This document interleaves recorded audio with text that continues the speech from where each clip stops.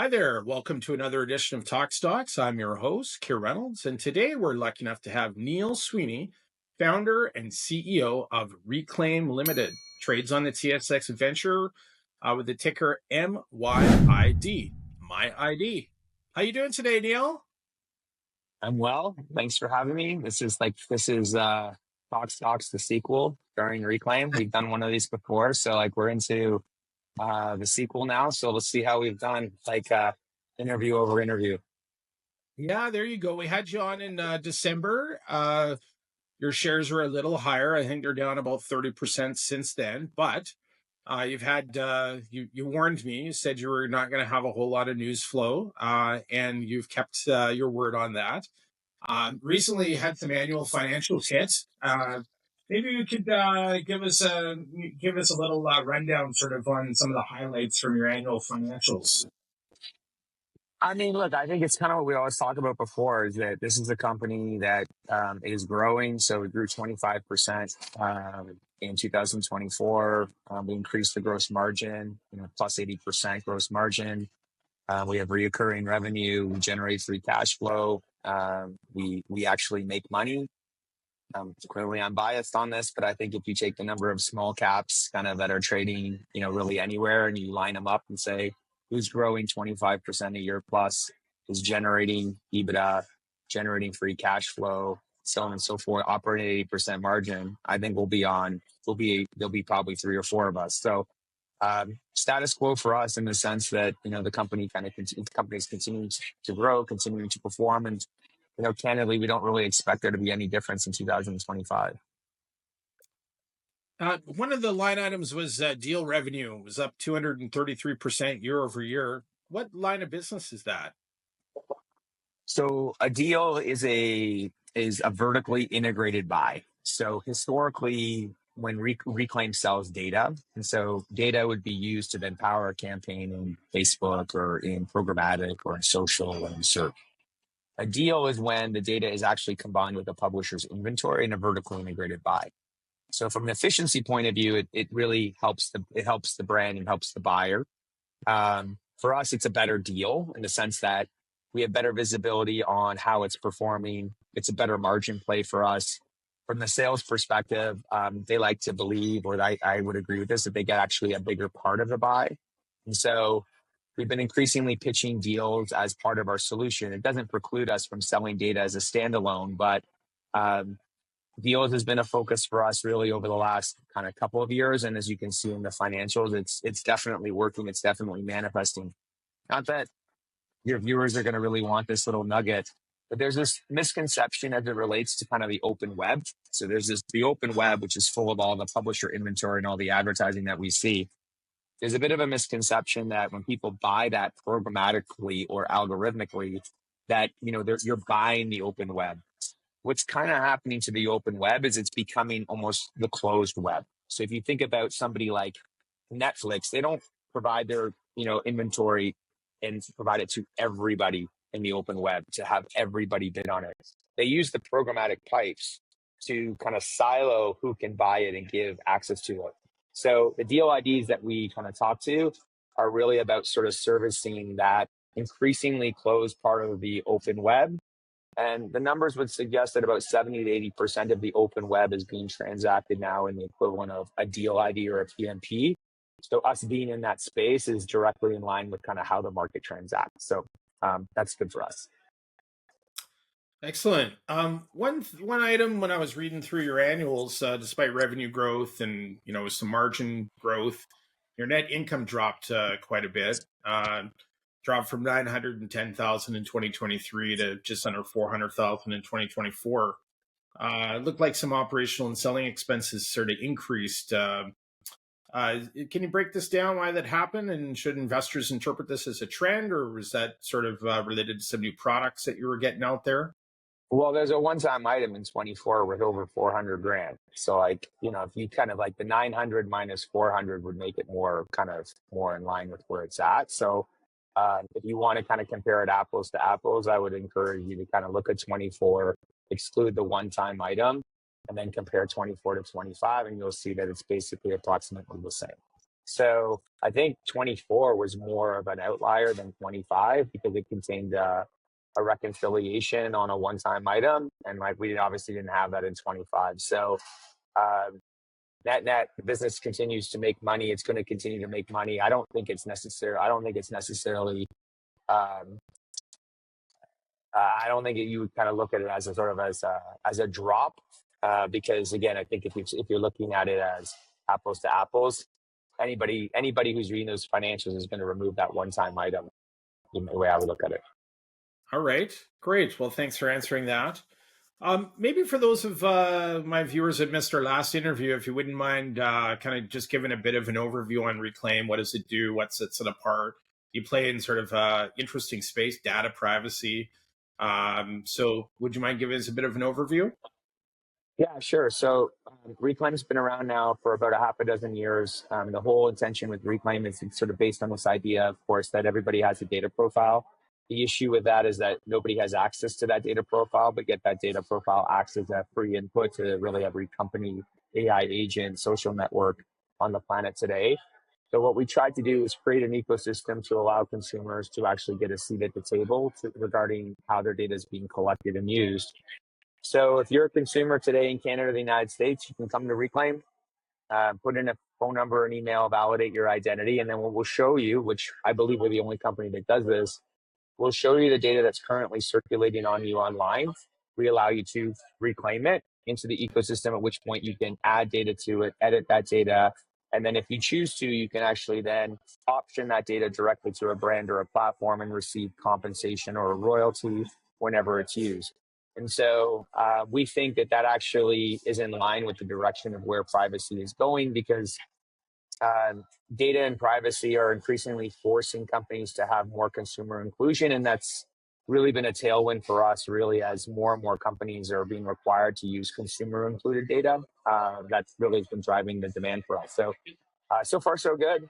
We think that as privacy continues to inflect, it just creates more tailwind really for us as a business. Excellent. Thanks for covering that. So let's talk about the elephant in the room for me. Your execution is pretty solid here. You got 6 years of revenue growth, 6 consecutive years of revenue growth. You're a profitable business. You indicated earlier in the interview, hey, if you did a search of all the publicly traded microcap stocks that are profitable, it's a pretty small list. So you're in very rarefied air. But your share price is down a little bit, and you got like no news flow. You know, what's your thoughts on that? Well, I mean, I would say year over year. So in 24, the share price was up. In 23, the share price was up. So I think in 23, the share price was up 100%. In 24, the share price was up 30%. So as it relates to the share price going up day to day, week to week, I have no opinion on that. Do I feel confident that the share price will be up in 2025 versus where it finished in 2024? Yes, but I control the parts of the business that I can control. So if somebody decides that they want to slam the stock and like sell a whole bunch of stock, I can't really do much about that.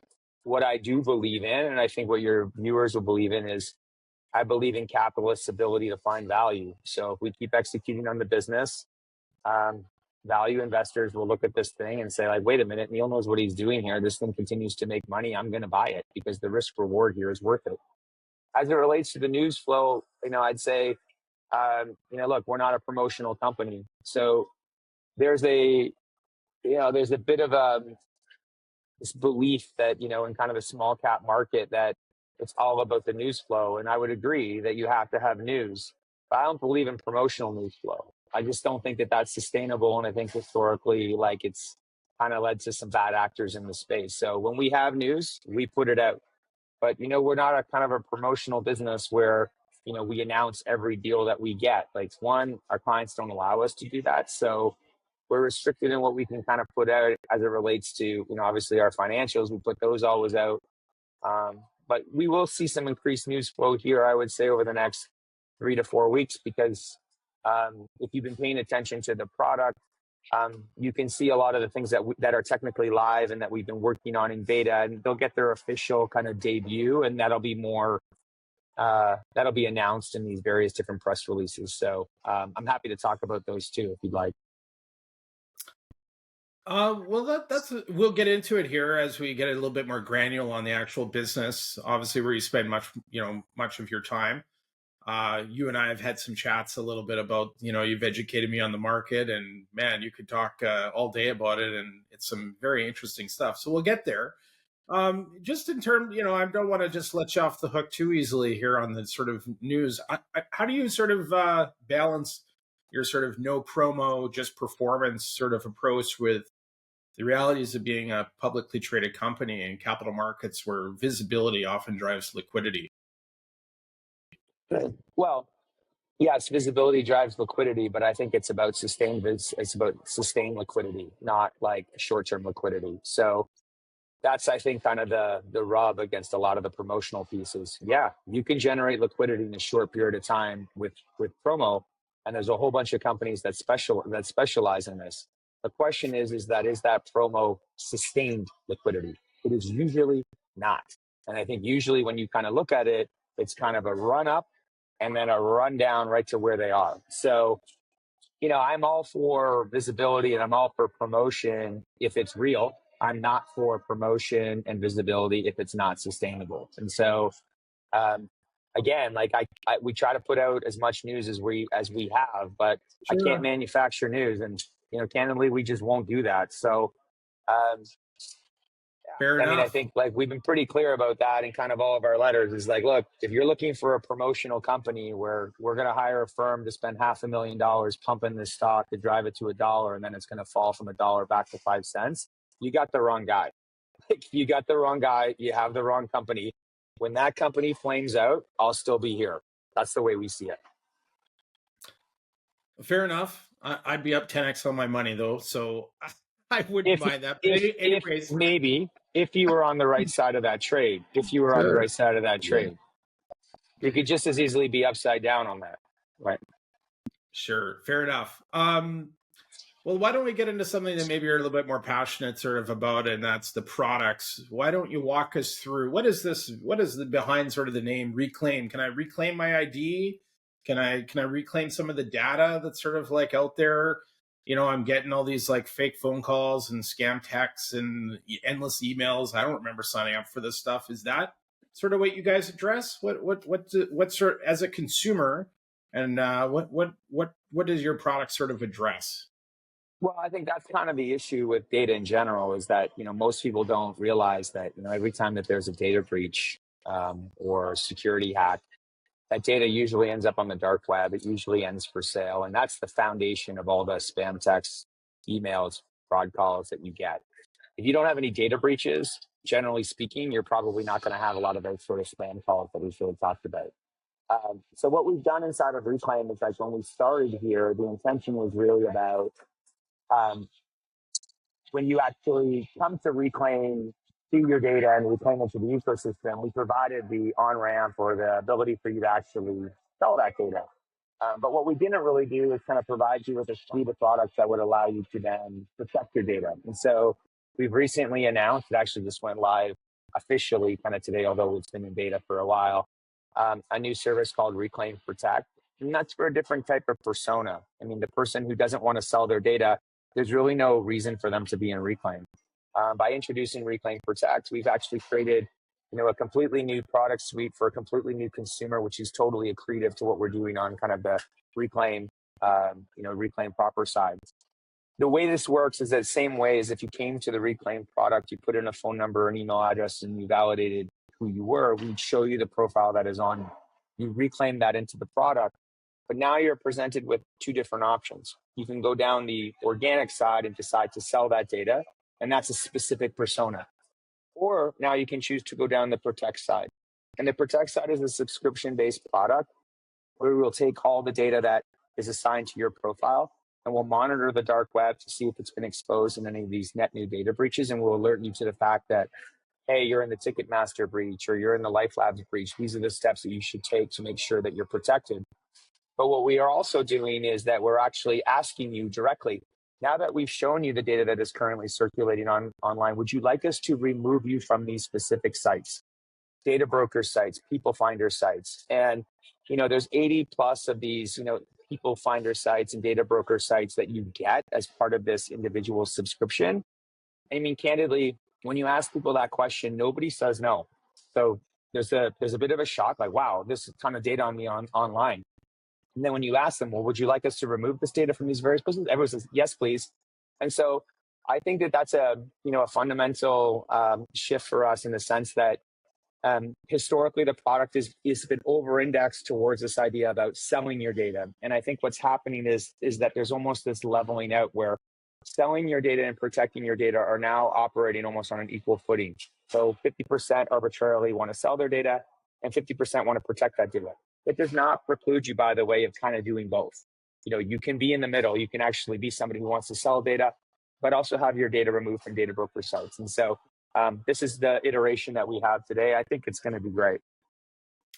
Well, candidly, I'm not really interested in selling my data. However, you've definitely got me interested in looking into your Protect product because, my gosh, I'm in probably while I've got my phone on mute here, I probably had 2 robocalls and fake calls, and I don't know, when I check through my email filter of all the messages that I get that I don't necessarily see.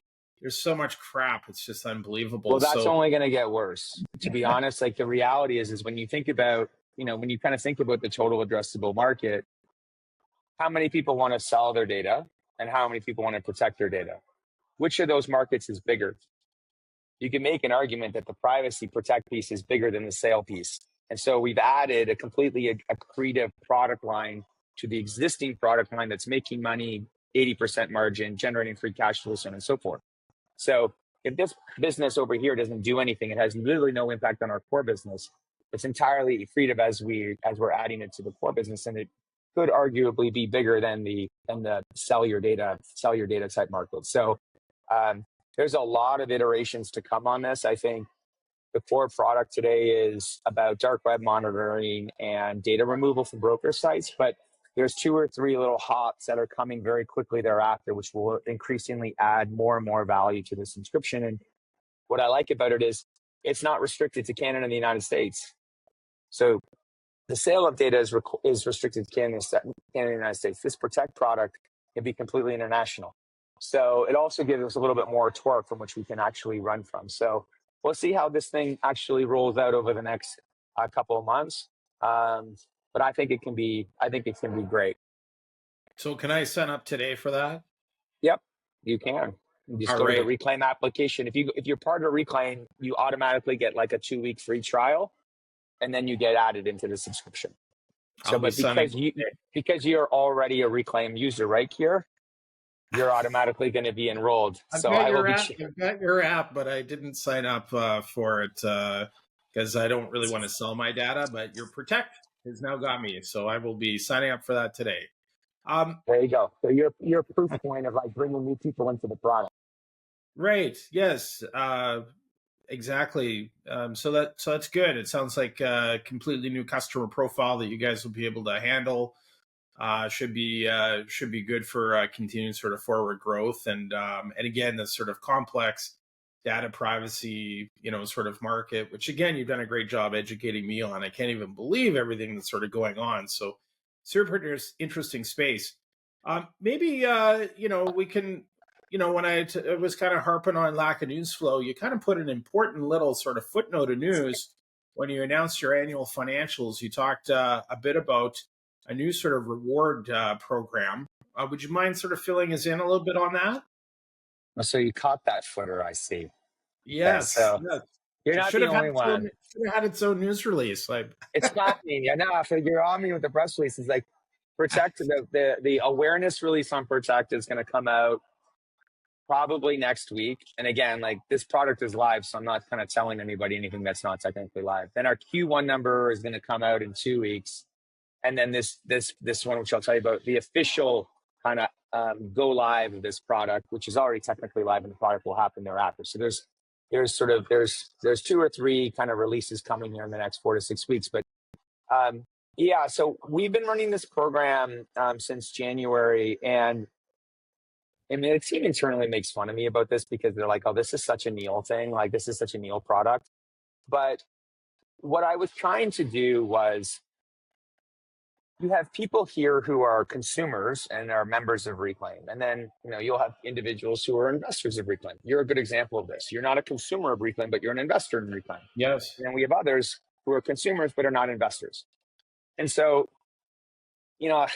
being a CEO of a small cap is like, you're a masochist, right? So like, it's not an easy thing to do. But the way I kind of jokingly talk about it, I'm like, man, there has to be some benefit to being a public company, right? There has to be some benefit. Now, what if we actually had a way to take the investor and the consumer and make them one and the same? Do you get a compounding effect associated to this? And the answer is, I think, yes. Now, of course, I'm biased as it relates to this. And so what we do inside of Reclaim today is that if you accumulate points in the product, so say you have $5 or $10, what we've instituted here is the equivalent of like a dividend reinvestment plan. Is that rather than actually receive the $5 or the $10 in cash, which has no incremental future value except the binary value of the $5 or $10 that you pull out of your account, rather than getting in $5 or $10 in cash, you actually can take it. You can take it in the equivalent of like $5 or $10 in shares. And so what that's done is it's taken the consumer and the investor, and it's basically made them really one and the same. And so it's given us an opportunity to actually add incrementally more and more investors that are part of the Reclaim community. It bends into this notion of kind of DRS in the sense that we'll send you the shares via computer share, and then you basically have them and you own them. We think that that's an increasingly an emerging trend.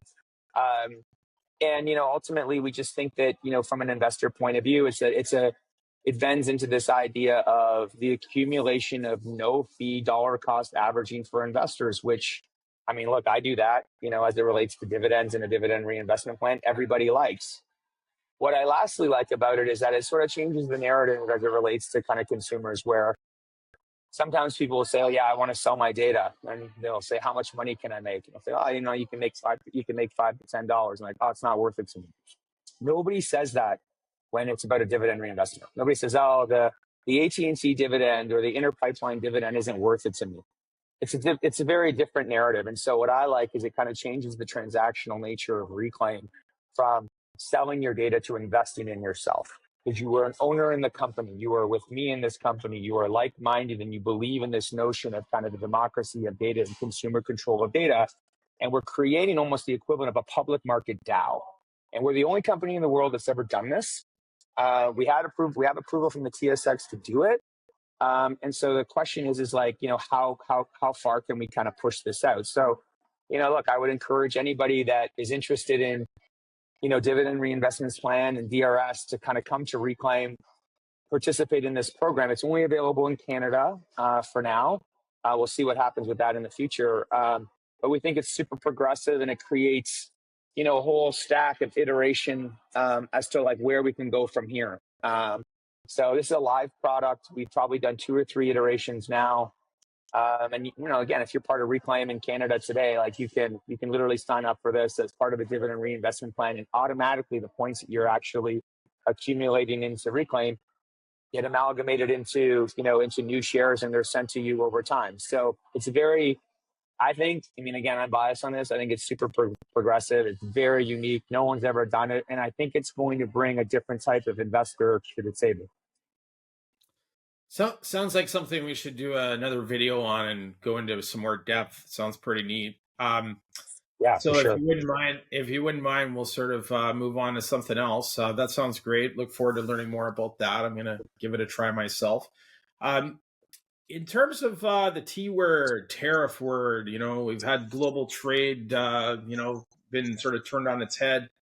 Maybe you could talk to, investors, microcap investors is now probably the number 1 or number 2 thing that they sort of look for as well. What could sort of go wrong here? What could happen, in terms of in terms of this sort of area? So today, maybe you could just touch on that a little bit.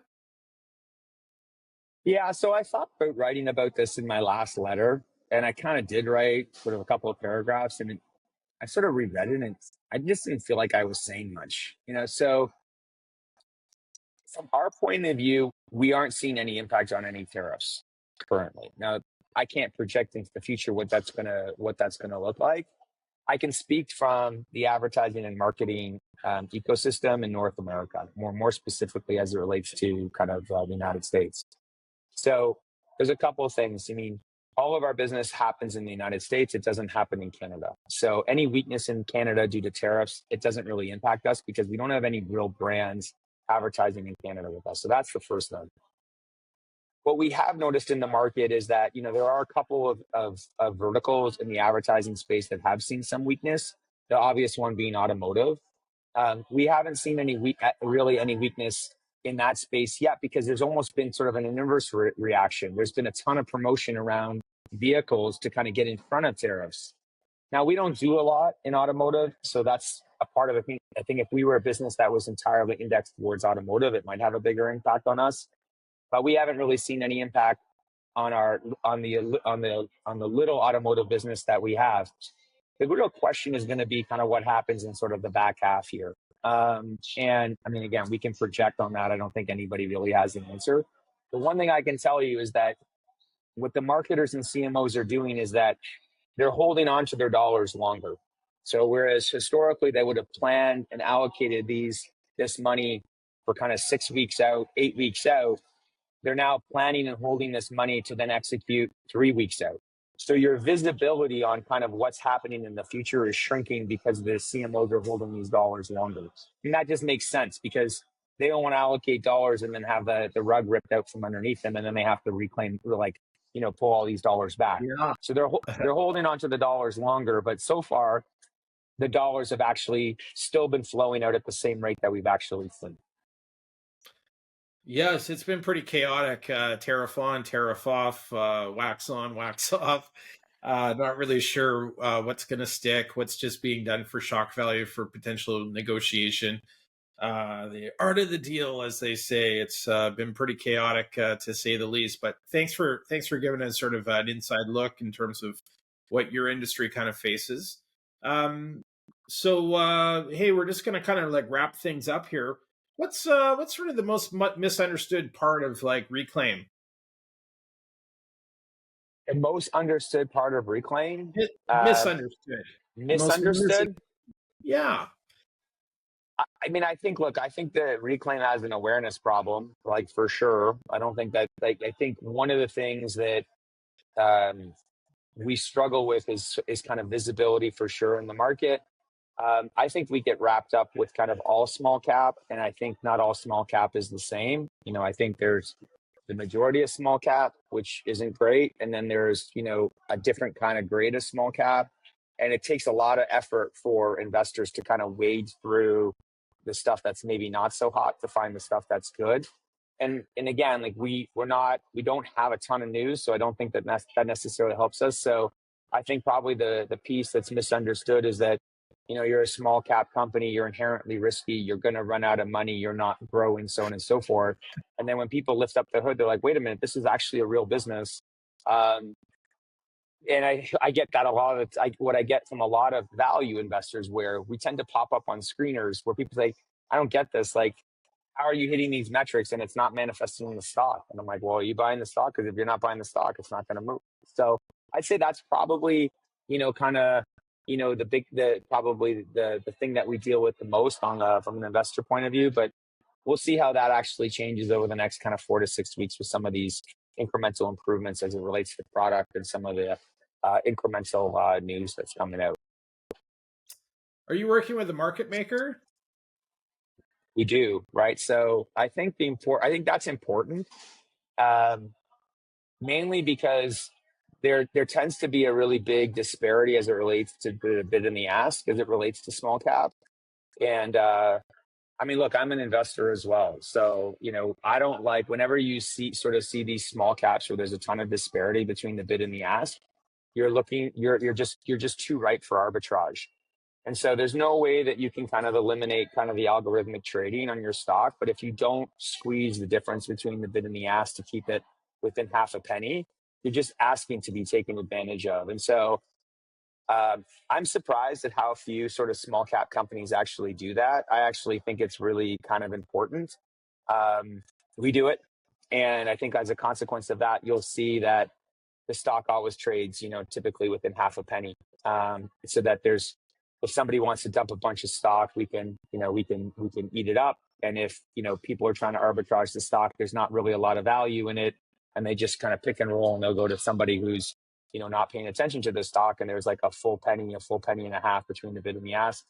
You're going to get eaten up in this market if you do that. What's one thing that you wish more investors understood about the privacy and ad tech space? This isn't something that's going to happen. I'd say it's happening right now. I think the analogy here is it's almost like a tsunami where it's kind of traveling at the speed of a 747 just below the surface, and you can't really see it. And then the moment you see it, it crests into a 30-foot wave and you're washed out. I mean, that's kind of my feeling.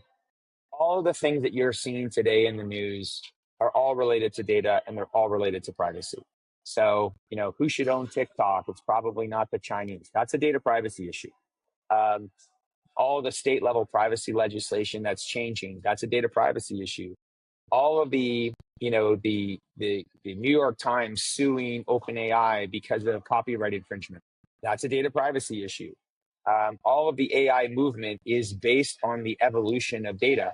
If you look at the market for data today, it was basically created primarily in the United States, where there was like really no laws, and you could amalgamate data unbeknownst to anybody and do whatever the hell you wanted with it. That was legal then. That's not legal anymore, and you can't do that. But the consequence of being able to do that for like the last 10 to 15 to 20 years, it's created these huge data warehouses, Oracle, TransUnion, Experian, Epsilon, all these huge companies, which in turn kind of spawn sort of the data ecosystem.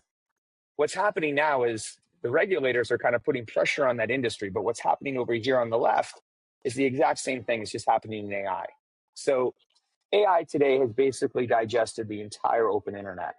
And so that's the data that it's used to train on. And so if you digest the entire open internet and there's no reason to go to those individual sites, what are you going to train on in the future? Because those sites aren't going to exist anymore. They're all going to go broke. And if you read any of my letters, I say this all the time, is that the open web is in trouble. The long tail of the open web is in trouble because of things like AI. AI and privacy are on a collision course. The thing to kind of keep in mind, this kind of comes back to like the security piece of the equation, is once all these AI agents, who learned, especially guys like Altman, who learned at the hip of Zuckerberg, their whole thing is like move big and fast before the regulators can catch up to you. And then once they catch up to you, you're too big and you're too fast and they can't do anything. But that's exactly what's happening. But the issue with the AI agents is that once they consume the open internet, they're going to turn on the individuals and look to process their personal information to train the models. That is coming, and it's coming way faster than people understand. So if you think it's annoying to receive spam calls and texts and get spam messages to your Yahoo account, you wait until you see what's going to happen here with the evolution of security, privacy, and AI. It's going to be insane. And so I think it's really important for people to kind of get their head wrapped around, like, look, AI is great, AI is productive, but it has, the ability for AI to evolve is almost directly correlated to its ability to basically cross the chasm directly into personal privacy. And that's not something that I think people fully understand. And, look, at Reclaim, we've built an ecosystem to allow consumers to share their data with whomever they want. Maybe in the future, they're going to choose to share that with an AI agent, because the AI agent is going to need net new data to train. So, I just say that the data privacy market privacy is inherently boring, but when you kind of start wrapping up security and AI in conjunction with privacy, it gets inherently like super interesting. So keep an eye on that and how it's going to impact your day to day. It's going to be enormous. Any M&A opportunities on the horizon? Well, not at a 7.5 stock price. There's not. I mean, that's the first thing. So, look, I think the key here is we make money, so we're in control of our own destiny. I'm the single largest shareholder of the company, so doing a whole lot of dilutive M&A or capital allocations is just, I have an allergic reaction to that. So that's a positive for anybody that's buying this stock, is that I'm not going to be flippant with how we spend money and do capital allocation. So look, we kick the tires on stuff all the time. I can say this because I'm an entrepreneur, but entrepreneurs are inherently irrational. They all believe their businesses are worth more than they are. And, I think for us, like, we've seen a ton of opportunity in the market to roll a variety of different companies up. But we haven't been successful in kind of getting people to kind of price their businesses that we think are relevant, and we just won't do bad deals. It's just not something that we're going to do. So we keep our powder dry. And like, look, at the end of the day, I think this is an important piece because we're hitting a capital event here in June where we have, approximately 24 million warrants priced at 10 cents. One of two things is going to happen. They're going to be in the money and exercise, or they're going to be out of the money and they're going to roll off the cap table. Now, if they're in the money in the exercise and they, arbitrarily, there's $1 million in cash here, a lot of people would tell me, well, you should go and spend that money on buying acquisition. Well, maybe, but I actually think my business is better than a lot of the companies that I'm buying.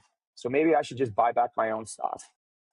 And it's the same thing. So, I think how you decide to allocate your capital is really kind of what separates kind of good companies from bad and good CEOs from the others, is that you can do a bunch of ego-driven M&A, or you can actually be a good custodian of capital and look to see where the best bang for your buck is going to be. If we find a great opportunity, we'll do it. And if we don't, and for instance, our stock is underpriced, then maybe we'll just buy back our own stock. And that's a benefit for, anybody who's in a micro cap that is semi-liquid. So that's the way I look at it. Hey, that's a great answer. Thanks for going into that. Any final thoughts you want to leave us with before we end? You should buy the stock. I think that's the obvious one. I don't know. Like, buy the stock. Like, I don't know. There's lots of good stuff. I think if you look at kind of the history here, is that there's sort of a gating process where you have companies in small cap that, never make money. Then they make money once. And everyone's like, okay, great, you made money. Can you continue to make money? And then they start to show a pattern of making money consistently over and over. Like this past year, it's the second year in a row we've made money. I don't know how many quarters in a row we've made money, but it seems like a lot. I think you can expect more of the same. So, it's the cliche saying, but you should sort of follow the money. It's like, well, if you follow the money with Reclaim, I think you'll do pretty well in stock. Well, Neil, I really appreciate your time. I know you're a busy guy, got lots on the go. Really thank you for spending a bit of time giving us an update. We look forward to continuing to follow the company. You are one of our 24 official TokStocks sort of active portfolio companies. We bought yards and yards of it in December and are averaging down. So I appreciate your time for giving us a good update. Awesome. Anytime. Happy to do it. So thanks for finding some time to chat. Thank you.